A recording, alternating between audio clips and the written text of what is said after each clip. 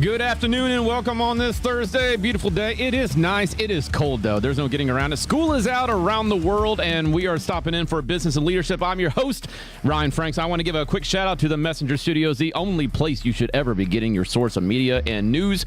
Reliable, truthful. These are the guys you want to be listening to. Meade County Christian School, keeping Jesus at the forefront of the classroom, Journey Church. And you know what? If you are in the Radcliffe area, there are two places. One, you need to be stopping at the local church, which is Radcliffe Lifeline Assembly. And then if you're in E-Town, it's time to be hitting up that Starbucks. I know I work for Dunkin', but listen, Starbucks over there, they're going to treat you right. And speaking of Starbucks, I've got the one, the only, I've got the general manager of the Starbucks in E-Town, McKenzie. Kite, not night. At first glance, I say night. And, you know, this is really funny. I will, because you have an amazing husband. You have an amazing husband, Kenny, who's been youth pastoring in Radcliffe. You all been in ministry for how long now? He's been there 6 years, and I've been there 5 years. 6 years? I know. No, you know what? If you had not told me that and somebody found me on the street, they'd be like, oh, hey, the youth pastor over there, I'd be like, 3 years. 3 years. It's crazy how... Which is a good thing, I suppose. Yeah. Right? Time has flown for sure. Up to this last moment, I have probably been referring to him as Kenny Knight the entire time. And well, everyone. Everyone. It makes me wonder if, like, I've ever been like, what's up, Pastor Knight? And he's just like, yeah, what's up, man? So, you know, just respond to anything, but, really. no. Hey, thank you so much for taking the time to come on the show. Yeah. Man, we have, you are probably one of the one that has the most in common with me as a guest is that you understand the business world, the corporate world, and you also understand the ministry world, which is wild because there are days that you put on a nonprofit hat, and then there's a day that you put on a very profitable hat, right? Yeah. And so sure. I think that's one of the things that's been the most interesting for me is knowing how to people are the same. We love people the same, right? But the expectations, I suppose, like you have a superior, I've got bosses, but when we're in the church world, it's a little bit more camaraderie, but we're in the business world, there's definitely things. And so anyways, your husband got into this amazing arm wrestling, like... First of all, there's nobody in Radcliffe that has bigger arms than your husband. And for those that are like paying attention and watching, Kenny is not like this 400-pound guy, but he is absolutely like he is cut. Is it Planet Fitness in Radcliffe that he goes to? He has made like an arm wrestling gym at home, but like he used I don't even know what that means. I don't even really know what that means, like, and it's in my garage. He's got like pulleys that he arm wrestles. That's and then crazy. He's got an arm wrestling table that actually our pastor's son is super into it with him. Is he really? Yeah. Oh, I did not know that. Yeah, Luke is the weight bracket like right underneath Kenny. Weight bracket. Okay. All right. I've never heard that. So, well, I think anyone who sees Kenny, one of the first things they're going to see that like clearly he eats right, he's in the gym, but like he's not just arm wrestling, like he is successful. Yes. In arm wrestling. Like I've seen those on his social media. Like he's winning. Yeah. He wins. He is going to compete on the national level. That's insane. In like a couple of months, I think. And I don't want to misquote anything. That's okay. That's all right. Yeah. Just like just with some grace, but like he's competitive and he travels for it. Yes. And he wins. Yes, he does. How does somebody get into arm wrestling? One day, this was probably 3 years ago. I want to know the conversation when he comes home and says, so. No, that's exactly how it went. He said, hey, babe, I just want to let you know, like, they had this deal, and so I bought an arm wrestling table on Amazon. I was like, okay. Awesome. And he gets, like, super into stuff. Like, he did ping pong for a while. We did rock climbing for a while. And so I thought, oh, okay, this is just something. No, and then 3 years later, and it's still. It's sponsored? Is he sponsored? He needs to be. Sort of, kind of. Yeah, there's like a place that like all the arm wrestlers like meet up and like practice. And they will kind of like sponsor, but it doesn't really work like how normal sponsorship. Dunkin' Donuts needs to get into the arm wrestling profession. He would love that. That would be a lot of fun. He prefers Dunkin'. And makes fun of me for it. Does he really? Yeah. So in all transparency, I've always grown up on so I didn't really get introduced to Starbucks until I was living in Arizona, which was weird that it was like just smoking hot all day long. And I've never, like, the concept of iced coffee was just like the furthest thing that and so I was just like, oh, no. Yeah. And I had, I have a friend who's a worship pastor out in Minnesota, and he worked at the Bucks. Is that what, Am I the only one that calls it that, or is I that? call it Starbies. Starbies. Starbies. Yeah. Starbies. I've never heard that. Okay. Yeah. I don't know. We grew up on the Bucks, just with that terminology. I don't know why. And he was just like, hey, he goes, I want a macchiato, right? And I was just like, I don't even know what that is. And I took a drink of it. I was like, oh my gosh. I was like, that was like motor oil. He's like, it's amazing. It's amazing. And to this day, so like I'll work out at Planet in Radcliffe in the mornings, and I'll go down to that Starbucks. Right. Okay. And I walked in the other night, and they're just like, "What do you do?" I was like, "Oh, it's like I work for Dunkin', and amongst other things." And they're like, "But you're here?" I'm like, "Just because like it's a competitor doesn't mean that your product is like flawed." I was like, "Your product is fantastic." And right. so I get just a shot of hot espresso in a short cup, along with my pre-workout. That's what I do in the morning. Along with pre-workout, I do a little bit of crazy. Right. Though I've turned the big 4-0, the body is still fully functional in that area. But anyways, listen. I've got some questions because I love the fact that you're in the Starbucks world, because one of the things is in the very beginning, I realized that Starbucks is corporate and Dunkin' franchises. Yeah. So from a corporate world, take me through a couple of things just as the general manager. Your volume is, without even talking about the volume, you're in E-Town. So your volume is high, right? Because I know the volume over at Dunkin' in E-Town. And Starbucks, we are not competitors, because I've seen where Starbucks is on like coffee, and Dunkin's like like 4 or 5 more slots down, right? I think actually the top 2 competitors for coffee is the McCafe, McDonald's. That's so funny. Would you believe that they're number 1? So no, that's so funny. I did not know that. Neither did I. I would have never guessed it either. So Matt Dodd, who was on the podcast last week, is the owner of the 17 locations here, one being in Brandenburg, one being in Radcliffe, and the McCafe is the number 1 in the world for coffee. And then it's Starbucks, right? Rightfully so. So tell us a little bit about like your role as general manager when it comes to like hiring talent, scheduling, conflict resolution. Just take me through like a normal day of what you bring to the table in leadership. Yeah, so I mean, all of that does fall directly on me. So I have my baristas that are underneath me, and then we have shift supervisors, which would be like shift managers would be a good word for that. But at the end of the day, like I fall in charge of all of it. All of it. So all the decisions go through me, but I've built a team, and like I've really turned the business around from when I took it over. I started as a barista. I was a shift at that location. Then I got trained as a manager at another. And then I came back and took over as management.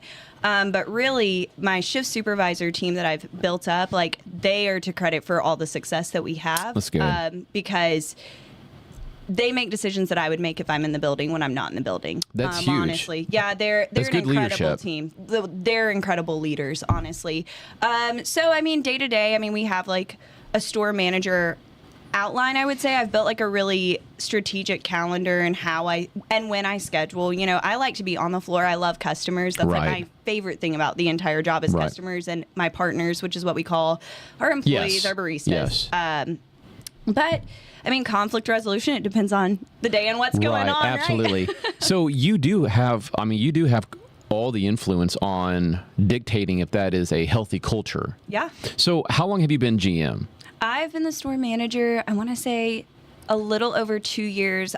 When I took over, I was pregnant with my baby. Okay. Yes. Right. Yeah. Eloise. Yes. Right. Yes. Eloise Jane. Just turned 2. What'd you all do for a birthday? What's 2-year-olds doing? Well, Frozen still. Frozen's a big deal. Yeah. Let it go on repeat. She has 3 different Elsa costumes. That's we listen amazing, to that by the all way. the way from my house. I have no doubt. Like when it's just like radio. When radio gets a hold of a great song, like if you turn to that radio station, that's all they're ever playing. That's just like a toddler. It's just like on repeat, and not even shuffle. I begged my kids for shuffle, and then they're always saying, "Hey, I don't want to watch this movie." And when I'm trying to introduce them to a new movie, and then they'll watch it, and then I regret it because now that's all we watch. That's the new movie. So we were huge into Cars. I love Cars, though. Cars, like, it's an underrated kids movie. It is. Hold on. One of the Disney parks is throwing down something that they recently built, and it's this massive Cars new theme coming to Disney. I didn't know that. Like rides and everything. It's a huge thing. I know. Cars. We rewatched it recently because I was trying to get her out of Frozen. It didn't like, work. Don't you like this? Yeah. Don't you? I think you like this. Yeah, but the third one, when like the older car like retires or whatever and like pushes Meade or I was sobbing. Yeah. Kenny's like, there's no way we're crying over cars right now. I was like, but it's so good and it has such a good message. I kind of felt like that with Toy Story. Like there was that moment where they were all about ready to get like fried at the end of like the third or fourth one, and they're all like gripping each other, and like everyone in the theater is like, are we about ready to see Woody like eat it? Like I know there was like grown men like just like tearing up over there, and then like the aliens grab it, and we're all just like, I love this, right? So that's awesome. How many? Okay, so I'll give an example. I'll give an example here. We at Dunkin' will hire a certain amount of people based on the volume of the store to respect the balance of their lives so that we don't take away ours. You know, so we are probably like 70 to 80% part-time. It's kind of like what the golden rule. Now, obviously, as a franchiser and as a GM, we have that say on what's the best fit for the location. And one thing that I've learned is like one location is not the same for everybody. Right. And I did not believe that at first. I thought that like everything should be cookie cutter. Everything's the same. Yeah. And that is not the same. But in a corporate world, is it all the same? Like how much say do you have to say in like how many people you bring on? Yes and no. So we have like tools is what I would word, systems and tools that kind of like take what I earn every single week and then spit out how many people I should have. But it's based off of hours and how many hours partners want. And Starbucks does lean more towards more hours. So some part-time, but like at 30 hours, I would consider that full-time. And majority of my partners are 30 plus. I maybe have 5 partners that don't want more than 25 hours. Okay. All right. Awesome. Which I love. I love because the more that they're there, the more they know the business and the better that they are and the more capable they are in their role. Absolutely. So, I mean, I have some leeway. If I know I'm going to have some movement on the team, absolutely, I'll say, I'm just going to go ahead and hire a couple extra people. I'll sit heavy, but I know in a month I'm not going to be sitting heavy anymore. But I really try to stray away from sitting heavy so my partners can get the hours that they need every single week. Absolutely. Absolutely. One thing that I've noticed that I don't ever see with Starbucks is commercials, which doesn't mean that they're not there, but it actually is a compliment because it makes me think that there is the power within the brand. Like the brand itself doesn't need them. Now, I don't know if they have them or not. I think I saw like one maybe during the Super Bowl. I might be... Yes. Did I see a Starbucks commercial? Yeah. Okay. Yeah. Because I was like, oh my gosh. I was like, it does. It's almost like a unicorn or like Santa. Exist, it's like, it does exist, you know? Because, you know, Dunkin', we flood the Super Bowl. We got lucky. A couple of years ago, we bought Ben Affleck and all of his friends, and it received really well, and sales were pretty good. And then, you know, sales went back to normal after, you know, we put up these ridiculously bright jumpsuits that people couldn't afford. You know, they're like $150 each. And then I saw a commercial for Starbucks. What is it about the power of the brand that doesn't I mean, because I know that you guys have been around for a while. I know that Starbucks is out of Seattle, you know, which is like almost like Coffee Central. How is that different? Like, I guess what I'm asking is that when you know that the product that you're serving is so good, have you ever been in a situation where you've had to work for sales or work for advertisement or marketing, but with the power of the brand? What does the power of the brand mean to Starbucks? Yeah, I mean, I think, you know, I was a huge Starbucks like consumer before I ever worked for Starbucks. So you believed in the product. Yes, I've always really enjoyed Starbucks coffee, and I think it's the way Howard Schultz was like the initial CEO. Mm-hmm. He's the one who like built it from the ground up, you know? And I really think it's the intentionality he spent around the cafe like feeling, the vibe of Starbucks. There's a specific vibe to Starbucks that I love. Like I know I could go set up shop there for hours and almost be like an office away from an office. Yeah, and really, no matter if you've had an altering experience at one location, you expect to walk in and a Starbucks is clean. Yes. They're friendly. They have a great atmosphere. You feel welcomed. You feel invited. And I think that really does speak to the brand and what they're about. It doesn't feel like, okay, we want you in, we want you out. Get your coffee and leave. I never feel that way. Yeah, it's very like, no, please stay. And we call it the third place. You know, it's like you have work, you have home, and then you have your Starbucks. I've heard that. Yes. And I love, love, love that. What are some key values or principles that help incorporate that message? Like, because even when I walk in, like down to the furniture, and the lighting and the colors. Like I can tell everything is intentional. Like what else makes that the third place or the third place to be? Like what else are you all intentional about that makes it such a homey environment? I think, especially at my location, we're very community oriented. Like we're smack dab in the middle of everything. You For are. us, it's very get to know your customers. I mean, we have so many regulars. From 7 to 9 a.m., we almost know everyone's name that's walking in the door. Wow. So I think, it's a lot of that. Like these are an extension of us. Like there are people, Sure. like welcome them in, invite them in, get to know them. I have so many regulars. I know their kids' names. I know what they're doing this Friday. That's interesting. I love that. Okay. You all have, so one thing that I'm not sure if Dunkin' does well or does right, but I've always noticed that, and correct me if I'm wrong, Starbucks always has just like one drive-through lane. Not that it's bad or good. Is there any intentionality behind as to two? I've not heard anything about that. I've seen them do a few different things testing wise, but I've not seen anything about that. Our focus right now truly is the customer experience, and more so in the cafe even than in the drive-through, which is really cool to see. I feel like a lot of that fell off during COVID. Yeah. So I was a barista when COVID happened. Wow. And we didn't have for hereware anymore, and really everywhere in America shut down. You at the most you just went and picked up your stuff and you left. Right. So now there's a lot more intentionality about making our lobbies, our cafes feeling way more welcoming and at home. You started as a barista. Yeah. So you went in, did you apply online? Did you a hard copy, Yeah, I applied online. I had applied to the base and done an interview there to be a shift supervisor. Oh, wow. Yeah, really? Okay. Yeah, and I didn't get on at the base and had probably an interview a week later, I guess, at the Starbucks. And came in within probably a month. My manager asked me to consider becoming a shift. Wow. It was brand new at that time. I think when I started, the store had been open 2 months. Because you know what? Even though it's been there for how many years now, you think? 5. It would, if I had not known that and I walked in and somebody was just like, hey, we're brand new, we opened up last week, I'd be like, yeah, this place is clean. It's fantastic. You got lots of cars, because like anything that pops up that's brand new is going to get a lot of like eye attraction. Oh, yeah. But anytime I go through, you guys are always just circling. So you're in there. What was it about it that got you an opportunity after only 30 days there to be like, hey, we're considering you for leadership now? Like to somebody who's listening, who's looking for opportunity. Yeah. What are some of the things that you were doing? Not even to say that you were looking to be a shift lead, but like what were you doing day in and day out that got you an honest look to continue to get promoted?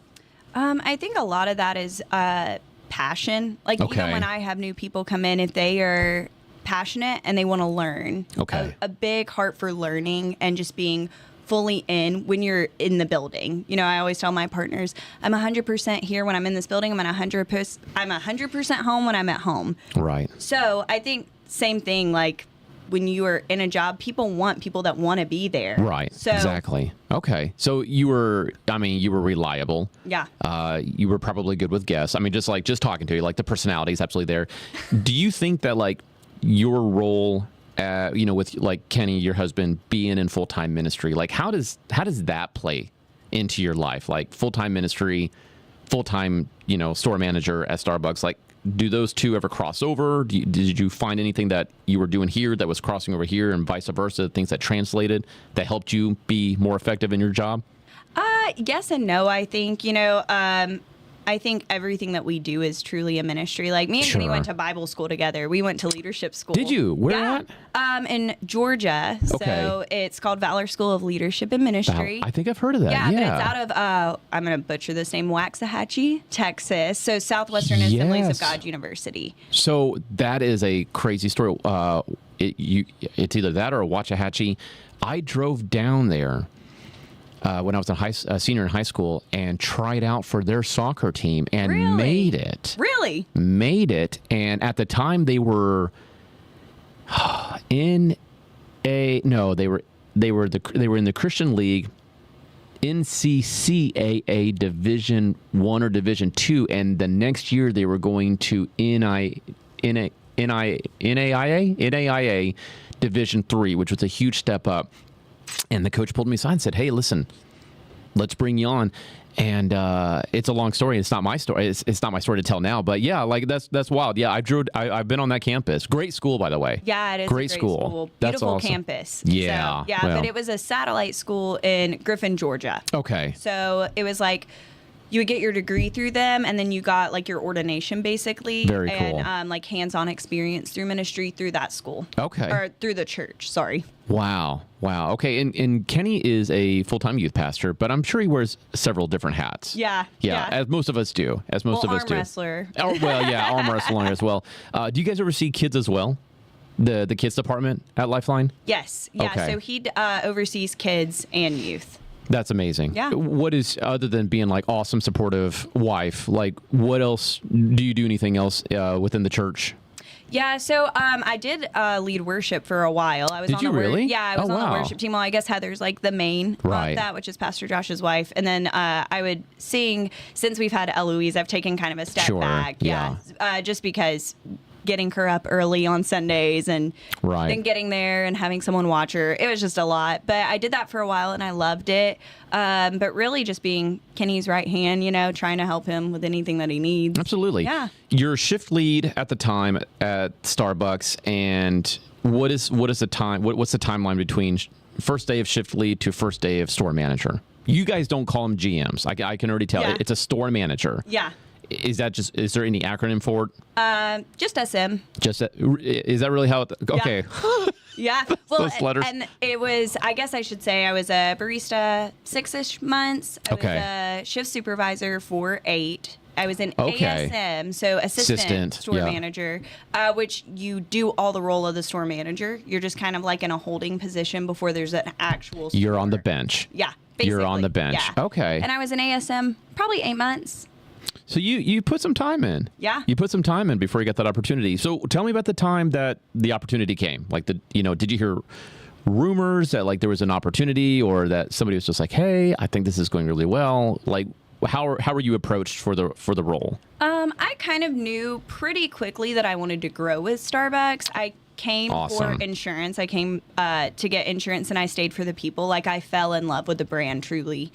And once I became a shift, I knew I was heading in that direction, but I was waiting to basically get some tenure under my belt. Cool. And my district manager brought our regional director, who's like the big boss. Mm-hmm. And I was asked to do a coffee tasting and just Really? you sit in and you present a coffee tasting, and then they usually ask you like what you're working on as a shift supervisor. And our regional director turned to my district manager and said she needs to apply the next time you have a posting. Really? Which was really probably the push that I needed. Obviously you're nervous when you're growing quickly, especially. So when it posted, my district manager reached out to me, let me know. Wow. I interviewed with him and another district manager, and so it's a process. Like they just don't let anybody just become a general manager. Tell me about this taste testing thing. Like what does that mean? Like you presented one? Yeah, so you brew any of like the Starbucks coffees with basically any method. I love pour overs. Yeah, so that's what I remember. man. That's what I did. I couldn't tell you which coffee. That's all right. But I know that's what I did. And then you usually have a pastry, but you sniff, you slurp, you locate, and then you describe. We don't have the time to go through all of that, but I'm dying to know. Tell me about the slurp. Yeah, so when you slurp, it's basically supposed to help get all of the essence of the coffee. So there's notes in coffee. Say it again. There's notes in coffee. There's notes in coffee. Yeah, so like some coffees that have been like roasted in the sun. Okay. Like the bean falls off. They're very like fruity, very acidic. So you can locate like, oh, this kind of has like some orange flavor to it. We did one on Monday, and my district manager said, oh, that tastes smoky. I have been in the coffee business for 5 years, and I am feeling like I'm hearing about the coffee bean for the very first time. So it's a huge thank you. There was one time I was playing college soccer, and I came home, or actually I went to Chicago to play for a minor league team, the Chicago Eagles, and they were so good, it made me feel like I had never touched a soccer ball, and I had dedicated like my entire sports career to that. I'm having a moment right now, and it's been a while. It's been like 20 years since I've had a moment like this. Gross. Because, listen, like you're right, because you have this Kasi bean, C-A-S-I. Casi Cielo, yeah. My favorite brew that ever comes out. It has lemon notes in it. That's what I drink every morning. When you say the word note, N-O-T-E? Yeah. What? All I can think about is music. Have you ever had like a LaCroix? Yeah. Where like someone's whispered the like fruit flavor into, that's kind of like what it is. You're like, okay. Yeah. Okay. That's how I would, that's the closest thing I can think of. Why? My mind is blown. Can you tell? Like I can barely catch my breath here. The online version of this is note, as in note, and a notation. Oh, like a notation. It's a note. So you probably we're playing music over here with like a flutophone or something like. So you're probably talking about like a tasting wheel, because everybody's taste bud will have a different reaction to. That's cool. Mine's still just as blown. Yeah. Okay, a note. Okay. So, and then when you pick out, you generally have like food or a pastry with it. So you would pick either something that's the exact same or something that on that taste wheel is opposing to bring out the note that you would want to. Why did you need to present? Okay, so to me, that makes me think that like that's something that the brand has, like the secret kitchen chef, people hiding around like in like, a mountain somewhere, like putting all this stuff out, and then they're just simply shipping it. Is this for your education, or is this something that you put together? Yeah, so you use like the knowledge and resources from like Starbucks about the coffee. And basically, I mean, that's the center of everything we do is we serve really good coffee and we have really good customer service. Serve really good coffee. Let me push pause real fast. Do you know what your forgive me.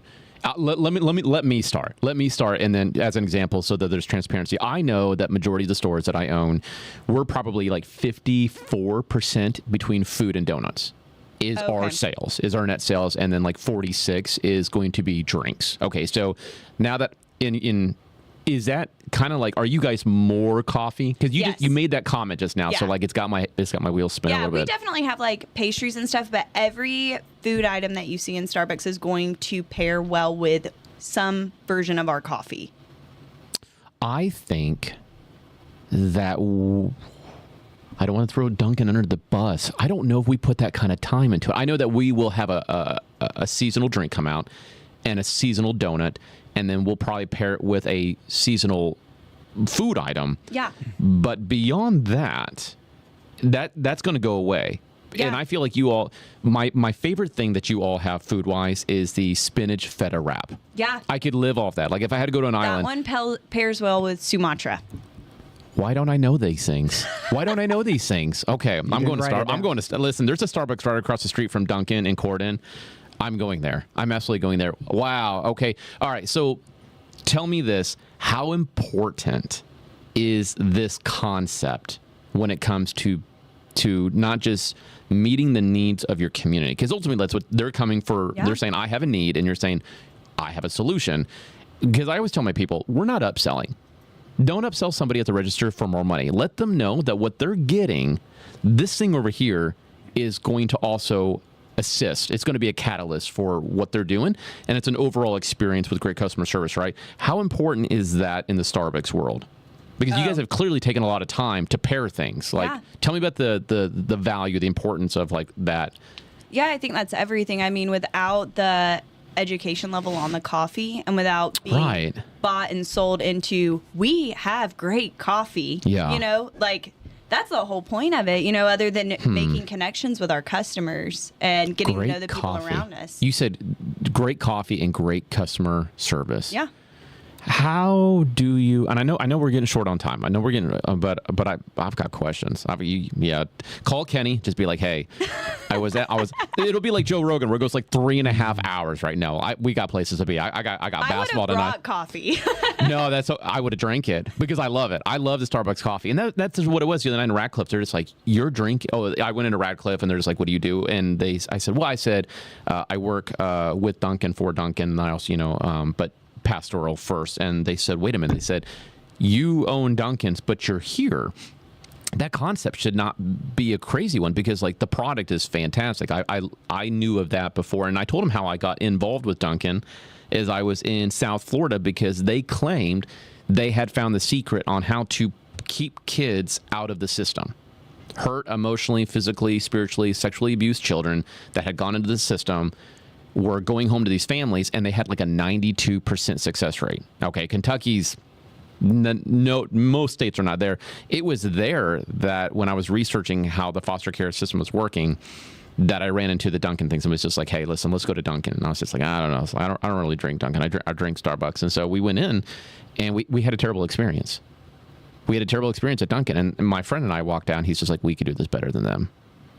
I was like, I already work like 60-something hours at the church. I was like, how does this work? And so that's actually how, and that's the story that I told them at Radcliffe Starbucks, was that like it was in honor of trying to help people that, so that's kind of been the thing. It's like, Lord, if you want to give me a platform to reach people that I'm not going to meet in my church bubble, let's do it. So that's kind of like where that was.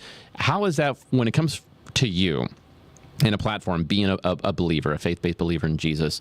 How has that translated with like your your ability to reach people or see people that maybe you wouldn't just in the church world? Yeah, I think there's this quote, and I'm not going to remember who said it, sure. But it's a quote, and it says, you may be the only Bible that some people read. And man, that's good. I was probably within my first 3 months, so I was still a barista, but I would open. That was generally what I did. You were an opener. Yeah, so I was there at 4:30 to 5 a.m. Let's go. And I walked in just jazzed on life all the time. And my first year, I mean, I'm a newlywed. We had walked through some like really hard things. Our first 3 months married, 4 months married was just really hard, and then COVID happened. Yeah. So things stayed really hard. Just outside life stayed hard. And I walked in, and I will never forget. I was on ovens, and I was like singing or doing something crazy, and this lady walked past me, and she goes, man, I wish that they could take your joy and put it in a pill for me to take. And it was a barista that said it, and it was such a moment of wow. Okay. But you can have joy, Yeah. You can have joy in every moment, and that's really how I try to live, even still today when I walk into work. Like, my partners know when I'm going through stuff. They're like a family away from my family. My family's 8 hours away. Right. I've known a lot of them for 5 years. So they know a lot about my life, and I still choose to walk in and have a good attitude and have a good day. And I think that's a huge part of our story, right? That no matter what's going on, like the way that we choose to overcome it, like people are watching us, Yes. whether we know it or not. Right. So, that's true. I also know that, like, and I know that you meant that like on a spiritual side, but on a physical side, I also know that like your entire kitchen is 1,000% exposed to your guests. So like, you guys doing things right. That's interesting. Wow. If you could put joy in a pill and I could take that, it just, I guess you're right. It reminds us that people are looking or wanting joy, but not knowing, because the world offers so many false senses of hope. Yeah. It's like, oh, if you'll do this, you'll be satisfied. And then it leaves you completely disappointed because it's not Jesus. Like, only Jesus can like truly bring hope to somebody's life. Right. That's incredible. Wow. What would you say to somebody who's looking for opportunity? What are a couple of things that you would, if somebody was sitting in front of you and they're just like, I'm looking for opportunity, like I've been a barista for a while, or I'm doing like construction, I'm at the bottom, I want to be somewhere. What are a couple of values that they need to be targeting? I definitely think like maintaining positivity. If you can't tell, that's like a huge, like, just center point for me, like staying hopeful, and always be looking for the next right thing. The next right thing. What does that mean? So Kenny actually just preached this in our youth. So it's what's kind of fresh, on the front of my mind. Where can we find that sermon? Like, is it online anywhere? No, we don't record our youth services. Okay, that's okay. All right, so keep going. All right. Yeah, it's really funny because it's actually from Frozen. It's from Frozen 2. Listen, you're taking what the Lord has given you in your season of Disney right now with your little one, and you're applying it. Keep going. All right, I'm in. But sorry. So yeah, I think like when I was showing up every day as a barista, knowing like I'm not going to be a barista forever, but this is where I'm at right now for insurance. Well, the next right thing is to serve this person the best I absolutely can. It's to make sure every drink I make is exactly like how the person ordered it, because they just spent a lot of money to get this drink the exact way that they want it. Okay. All right. It's, okay, I was asked to clean the floors. I'm going to do this to the best of my capability. And I think a lot of times we can get so stuck on what we want our future to look like that we forget about doing what's right in front of us to the best of our capability. Wow. Who are you doing that for? I mean, the Lord, you know, number sure. one. Yeah. But I'm very self-motivated, and also like for my future, for my kids in the future. Right. Yeah. And also my mom raised me that way, so I've always got to say for my mom. Right. Do you have siblings? Technically, I'm an only child. Okay. I was raised an only child. I have 4 siblings, though. Awesome. Very cool. All right. Yeah. Very good. You would just say to what's in front of you, do the best of your ability and do it right. Yeah. And then I think when opportunities come up, you know, whether it makes you uncomfortable or afraid, do it afraid. Do it. Do it afraid. Any word of counsel on how to just do it afraid? Just like what would you say to somebody when you're just like, you just got to jump in? Well, I have all these reservations. You just got to go. Yeah. Yeah. Just don't worry about it. Yeah. I mean, be educated about it. Like, don't. I can tell. You know what? You know, of all things, I could. Travis Flaherty, who is the president and CEO of Flaherty Chevrolet, he was also somebody who was just like, you got to constantly be learning. You got to constantly be. I've noticed that about this conversation is your business, and you've said things to me about somewhat of the same business that we're in that I'm thinking, I don't know that. Is all of your education through Starbucks about your passion, or do you ever, what are you reading? What's your podcast list look like? I mean, where are you getting your info these days? Well, podcasts, I really listen to more sermons than anything through podcast. I do love Simon Sinek. Okay. And then when I was in college, I read How to Win Friends and Influence People. Who's that by? Do you remember? I think it's Dale Carnegie. Okay. I know that name. Is, I know that name. What sermons or what churches, teachers are you listening to? I really like Craig Groeschel right now. He's very good. So, Craig is hands down the number one influencer in leadership. Yeah. Not just in like the Christian world, but, because all these other big summits that are being held outside of the church, he's speaking at them. And he's got what's crazy? If there's anything I could tell Craig to do better is please put out more content. You know what I mean? Because he's really good. It's like the first Thursday of every month on the Craig Groeschel Leadership Podcast, and I'm just like, I need more. I need next Thursday. I need this following. And obviously, I'm just kidding. Obviously, I would not be one to be like, Craig, let me sit down for a moment and teach you how to be a more effective leader. Because we're all listening to that. So Craig Groeschel, and then Jackie Hill Perry. I don't know if you know that name. She's out of Atlanta. I would love to listen to a female who's influential. She is great. She's phenomenal. Yeah, you heard that. Jackie Perry. Yeah. All right. What is kind of like her? Like Craig is he's gonna bring in like best practices. Yeah. Principles, values. What is Jackie's angle? She is really just everything we do is unto the Lord, and she unpacks. The Word of God like you would not really. Believe. Yeah, we're actually about to start it's Ephesians. She does a Bible study with 3 other ladies, and I just love girl power. That's awesome. That's awesome. Wow. Okay. Any other podcasts that we have to put on the list right now? Okay. Obviously this one. Leadership and business. Right. Obviously this one. Right. That was a given though, because we're here though, right? So Kentucky Talks starts tomorrow, right out of this studio. Okay. There you go. All right. Very good. Okay. Cool.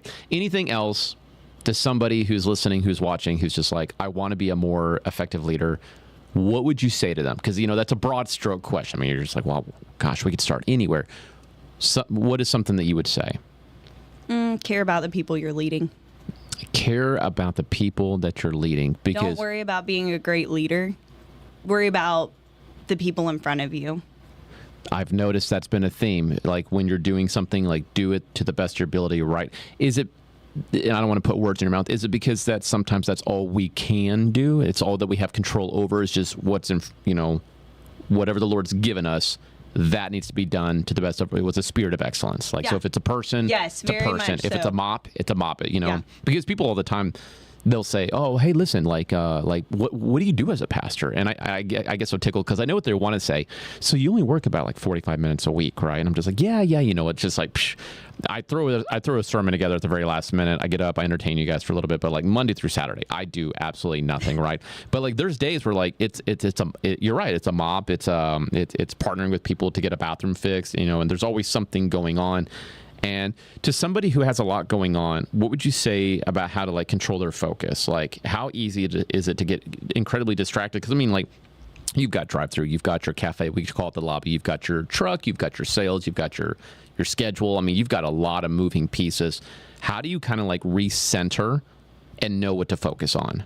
Yeah, I mean, I spoke to a little bit earlier, but I'm really intentional about my calendar and my prioritization. So for those in the back, could you say it one more time? My calendar. Your calendar.